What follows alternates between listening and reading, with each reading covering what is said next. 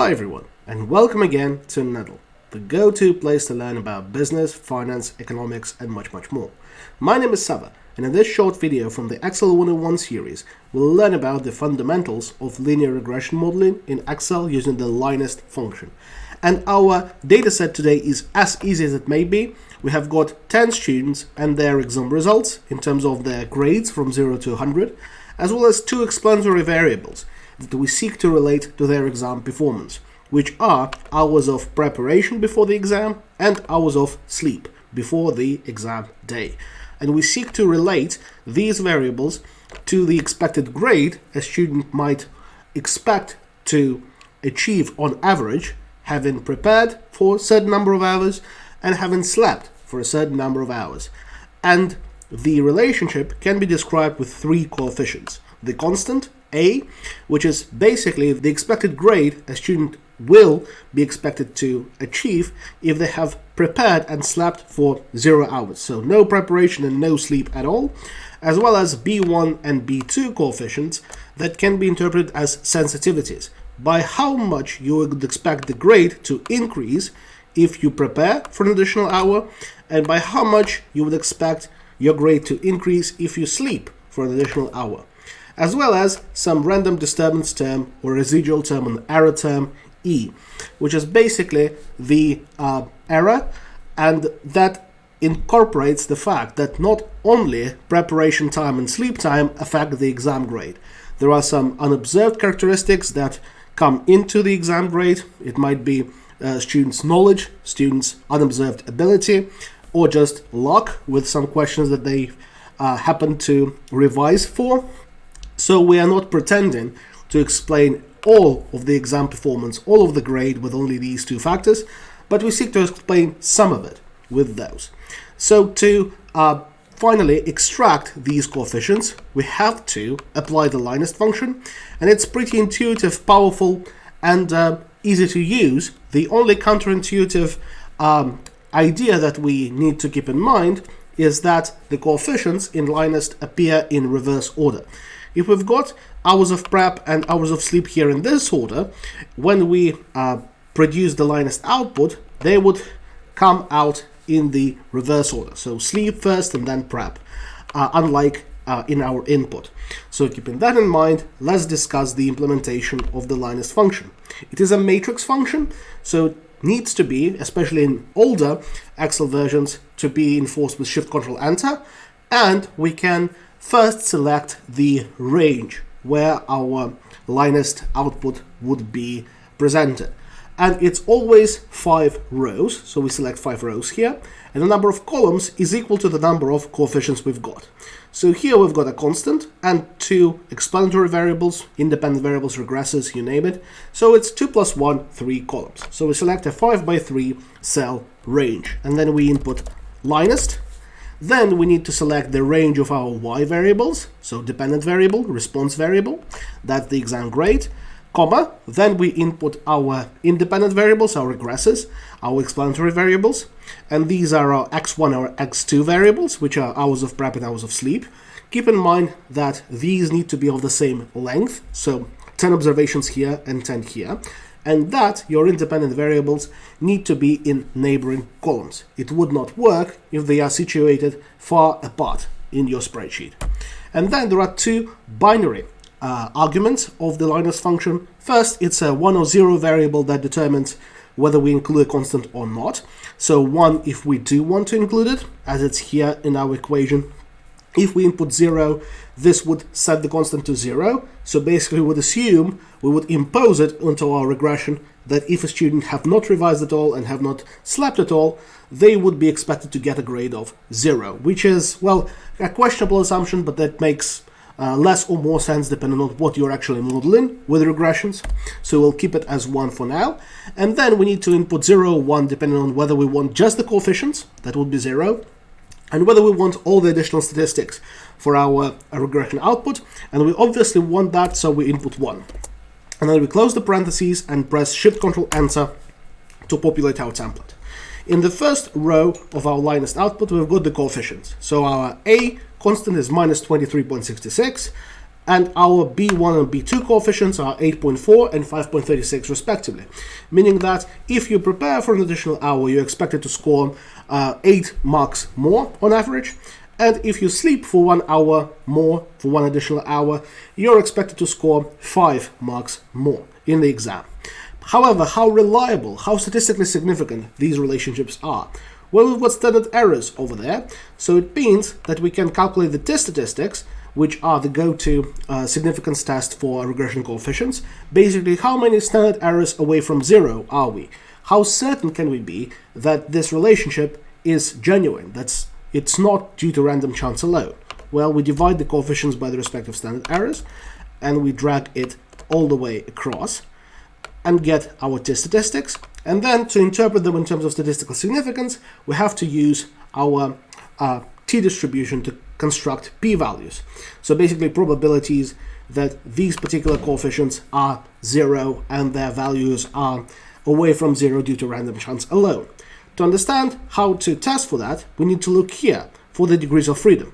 It's in the 4th row, second cell from the left. Degrees of freedom is equal to 7 because we've got 10 observations and we reduced our degrees of freedom number by 3, having introduced 3 coefficients onto the model, onto our data set.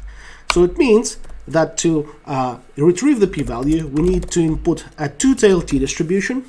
Then, as an argument, we input the absolute value of the respective t-statistic. It's two-tailed, so we do not care here whether it's positive or negative. And then we need to input the degrees of freedom here, lock in the column as it's the same for all 3 of our t-stats. And that produces our p-values, and we can see that all of those are quite small, less than 10%. That's a very common confidence interval threshold, meaning that all 3 coefficients are reliably different from 0, and those 2 are statistically significant at 5%. Those p-values are less than 5%, meaning that more preparation time and more sleep reliably improves your exam performance. It's not only significant in terms of the marks that you get, not only economically significant in that sense, but also statistically significant, meaning it's reliable. And then the other go-to technique for testing statistical significance of regression models is to test the joint significance of these 2 variables in explaining exam performance. That would involve an F-test. And the F-statistic basically tells you how well do multiple variables explain the response variable jointly. And here we've got the F-statistic in the 4th row in the first cell from the left, over here, 39.38, and we can also calculate it using the R-squared, which is the proportion of the response variable variability that those 2 regressors explain. The R-squared is in the 3rd row in the leftmost cell, 0.9184, meaning that we explain 92% of the response variable variance using only these 2 variables, which is quite a high R-squared, all things considered. So here we can see the relationship between the R-squared and the F-stat by applying this formula over here. Again, R-squared divided by the number of regressors, the number of independent variables, it's 2. And then we divide it onto what is left unexplained, which is 1 minus R-squared. If we explain 92% of variability, then 8% of variability is naturally left unexplained, isn't it? And then we divide it by the number of the degrees of freedom, which is over here. The same number is used here as well, which gives us a matching value, meaning that we have reverse engineered what LINEST does, and it's always nice to double check this way. And then to test for the significance of joint explanatory power of hours of sleep and hours of prep, we can input it into a right-tailed F distribution, inputting the F statistic here, and as our degrees of freedom, we first input the number of regressors, which is 2, x1 and x2. These are the 2 variables that we seek to test for, and our degrees of freedom is 7. So that allows us to see that the p-value for the joint significance of the model is very low, even lower than these, meaning that this model is indeed reliable. It has a non-negligible, it has valid explanatory power. However, what are these 3 and how to construct them from our regression model? Well, to do that, we'll have to consider what is the predicted grade of a student who had, for example, prepared for 6 hours and slept for 8 hours. We can reconstruct that from our constant over here, lock in the row, plus the coefficient for hours of prep times the hours of prep, plus the coefficient for hours of sleep, times the respective hours of sleep. Basically, reverse engineering, basically translating this equation into the language of Excel. And we see that the first student was expected to score 70 out of 100, but they only scored 57 out of 100, underperforming, which means that we can also calculate the residual or the error term by subtracting what we predicted from what actually occurred, meaning that this particular student underperformed by 13 marks, meaning that they probably either got unlucky or they just didn't know the subject very well. And then we can enforce it throughout and have a look at what we've got on our hands here. So here we've got our residuals, and again, notice that they sum up to 0, meaning that on average we do predict exam performance correctly, which is again a very key feature of ordinary squares regression modeling. And here we've got a range of predicted grades as well. So what we can construct from here is the standard error of the regression model, which is basically by how much on average does the model deviate from the real world outcomes. And that would be a square root of the squared sum of our residuals, and these have to be divided by the number of the degrees of freedom over here. And we get a standard error of the regression of 9.88, and that's exactly the number that's reported here in the third row, the second cell from the left. The standard error of the regression is reported, meaning that our model on average deviates from real-world exam outcome by roughly 10 marks, which is not too bad, but there's probably some room for improvement here, all things considered. Then let's reverse engineer what these two numbers mean and how the R squared is calculated. So here we've got the explained squared sum, which is basically how much of the variability of our response variable do the two factors we included explain. And that can be calculated using the population variance of our predicted grades times the sample size, which is 10. And we see that this is indeed the explained squared sum that's reported in the fifth row of the LINEST template on the left hand side.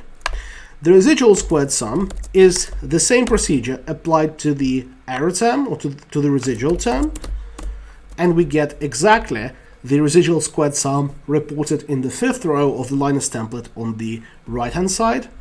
And the R squared is the ratio of what is explained to what is there in total, to the sum of the two, and that is indeed 0.9184, which is the R squared we have already discussed in the LINEST template, third row, the left-hand side cell of this particular row.